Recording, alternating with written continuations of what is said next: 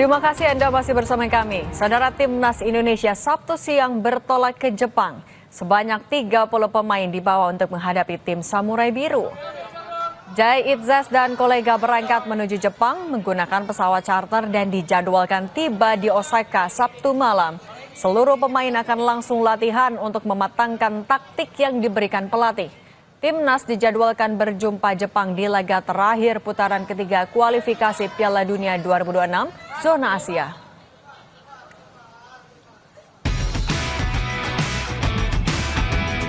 Timnas Indonesia akan melakoni laga tandang kontra Jepang dalam putaran ketiga kualifikasi Piala Dunia 2026 zona Asia. Jay dan kolega datang ke negeri Sakura dengan misi balas dendam. Pasalnya skuad Garuda pernah dipermalukan 0-4 oleh tim Samurai Biru di Stadion GBK pada November tahun lalu. Di bawah asuhan Patrick Kluivert, skuad Garuda tengah dalam tren positif usai menang dari Tiongkok dan Bahrain dalam 2 laga terakhir. Apalagi juru gedor timnas Indonesia Oleh Romeni tengah menunjukkan produktivitasnya dengan selalu menyumbang gol sejak berseragam merah putih. Kita menjalankan taktik apa yang diinginkan pelatih, sampai sana mungkin kita langsung latihan dan ngikutin apa yang akan diberikan pelatih nanti. Jadi saya rasa semua pemain siap untuk bermain dan siap untuk menunjukkan yang terbaik. Kuat kedua atau enggak, karena lawan Australia kemarin kayaknya mereka mainin pemain muda deh kalau nggak salah. Jadi ya bisa jadi skuad utama, tapi skuad utama, kedua, ketiga sama aja lah. Yang penting semua pemain pasti ingin menang. Timnas Indonesia sudah dipastikan lolos ke putaran 4 kualifikasi Piala Dunia 2026 zona Asia. Meski begitu, manajer Timnas Sumarji meminta Beckham Putra CS untuk mencuri poin di Jepang nanti. Sangat penting, sangat penting. Sekali lagi kita sudah diskusi dan kita sudah berbicara secara bersama-sama kaitannya dengan pertandingan kita lawan Jepang. Itu harus betul-betul fight dan kita harus bisa mendapatkan poin di sana. Artinya tidak akan ada rotasi yang dilakukan oleh Oh tidak ada. Timnas Indonesia bakal bersua Jepang dalam laga terakhir putaran ketiga kualifikasi Piala Dunia 2006 zona Asia. Pertemuan kedua tim tersebut dihelat di Suita City Football Stadium Osaka pada Selasa nanti. Tim Liputan Kompas TV Jakarta.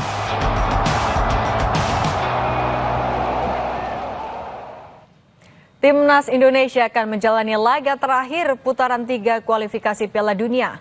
Dan malam ini kita akan bahas mengenai persiapan Timnas bersama mantan pemain Timnas Indonesia, Indrianto Nugroho. Bung Indri, selamat malam. Selamat malam Mbak Cindy.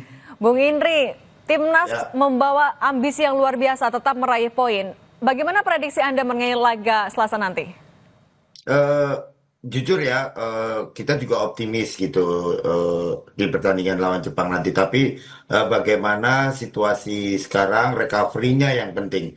Karena perjalanan setelah main, istirahat 1 hari, terus harus recovery dalam waktu 3 hari Mbak Cindy. Dan ya saya berharap tim pelatih, tim kepelatihan dari Patrick Kluivert bisa membuat recovery yang membuat pemain lebih rileks nantinya. Jadi di hari Selasa mereka sudah fight lagi. Tapi ya ini butuh butuh kerja keras lagi, butuh effort lagi untuk mengembalikan kondisi fisik pemain yang saya lihat sangat luar biasa dari babak pertama sampai akhir.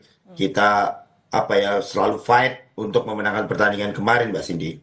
Nah kalau gitu melihat kondisi fisiknya, apakah target 3 poin untuk lawan Jepang masih realistis? Realistis, menurut saya juga realistis Mbak. Tapi juga kita lihat Jepang saat ini juga penguasa Asia juga, dan kita juga harus waspada juga. Yang saya dengar, saya lihat juga di berbagai macam berita bahwa mereka akan menurunkan lapis keduanya. Tapi lapis keduanya mereka juga sangat luar biasa Mbak Cindy. Walaupun kemarin Jepang kalah 1-0 dengan Australia, tapi mereka juga banyak peluang juga gitu loh. Jadi ya kita harus patut waspada, tapi kita juga harus berusaha juga supaya pertandingan nanti di Jepang kita bisa maksimal Mbak. Nah, Bung Indri, sebagai mantan pemain Timnas dan juga sebagai pelatih, bagaimana Anda memetakan kekuatan Jepang yang harus kita waspadai dan kelemahan yang bisa jadi celah buat Timnas? Kelemahan juga sebenarnya ada ya beberapa. Waktu kita kalah 4-0 pun sebenarnya kita juga ada satu peluang yang dimiliki oleh Ratnar ya waktu itu ya di depan gawang. Tapi semuanya butuh perjuangan lagi karena Jepang tidak bisa diremehkan walaupun mereka pakai pemain muda. Tapi kita juga apa ya kelemahan-kelemahan harus kita eh, untuk kita sendiri harus kita tutupi. Tapi bagaimana kelemahan pasti Patrick Kluivert dan tim sudah mempunyai apa ya Mbak strategi yang akan dipakai untuk pertandingan lawan Jepang nanti. Nah, tapi yang harus diwaspadai dari Jepang apa aja, Bung Indri? Serangan baliknya ya, saya lihat serangan baliknya sangat luar biasa. Pemain-pemainnya juga sangat muda dan mereka apa ya, sebenarnya juga kondisi mereka juga kurang bagus juga Mbak ya, karena kemarin baru sampai juga dari Australia. Tapi ya apa ya, kita juga harus adaptasi cuaca juga mungkin ya. Kita nggak tahu kondisi di Jepang seperti apa nantinya, tapi pemain-pemain kita sudah siap untuk bertanding hari Selasa nanti.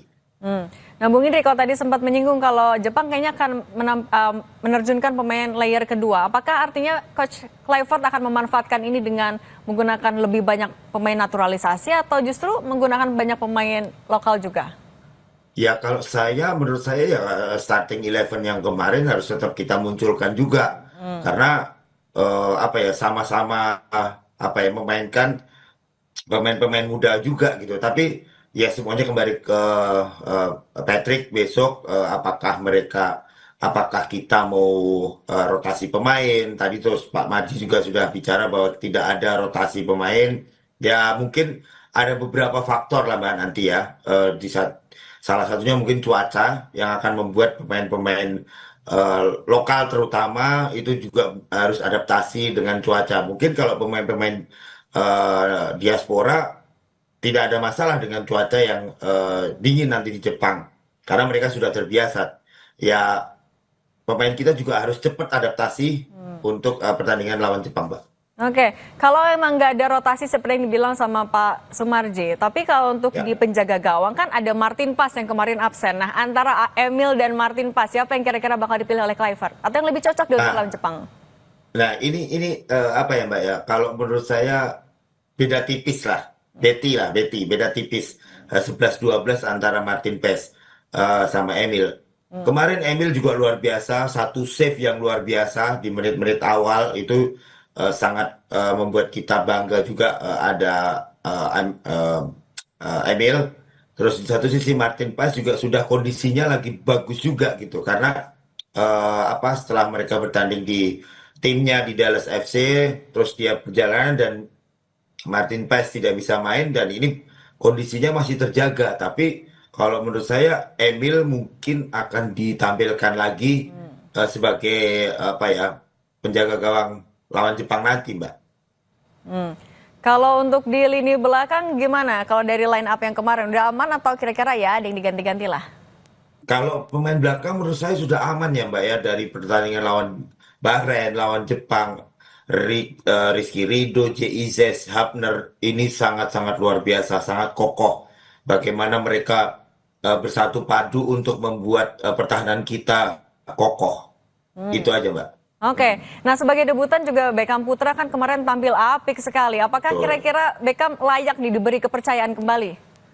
Nah, itu kembali ke Patrick Kluivert, tapi layak juga sih Mbak ya, karena selama ini Beckham jadi punggawa Persib sampai bisa juara Liga 1, terus kesempatan kemarin walaupun cuma mungkin 15-20 menit Beckham bermain, tapi Beckham bisa menunjukkan sebagai seorang profesional, padahal di kandang sendiri penonton banyak, tapi Beckham bisa menampilkan penampilan yang menurut saya cukup bagus sih, walaupun waktunya cuma sedikit ya Mbak, tapi ya paling enggak Beckham sudah menunjukkan sebagai pemain profesional. Oke, terakhir Bung Indri, prediksi skor ala Bung Indri berapa nanti? 1-1 lah Mbak. Kita realistis lah. Oke, itu yang realistis.